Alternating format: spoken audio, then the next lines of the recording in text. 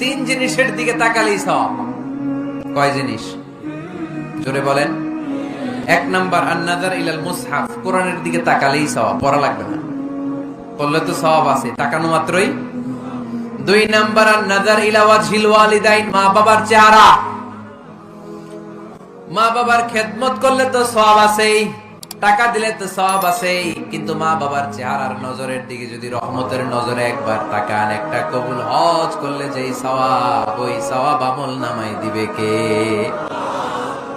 তিনবার বললেন আল্লাহ রাসূল এই মায়ের কথা। কয়বার?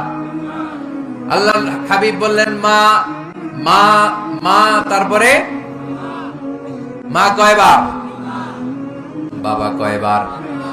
তার মানে ইসলাম মাকে দিয়েছে স্বর্ণ পদক, ইসলাম মাকে দিয়েছে রৌপ্য পদক, ইসলাম মাকে দিয়েছে ব্রোঞ্জ পদক, বাবাকে দিয়েছে সান্ত্বনা পুরস্কার। ঠিক কিনা? তিনবার যদি মা হয়, একবার যদি বাবা হয়, তাহলে স্বর্ণ পদক কে? রৌপ্য পদক, ব্রোঞ্জ পদক, সান্ত্বনা পুরস্কার। সুবহানাল্লাহ কইতে বললেন না? ওই মায়ের চেহারার দিকে যদি রহমতের নজরে একবার তাকান, কবুল হজের সওয়াব আছে না নাই?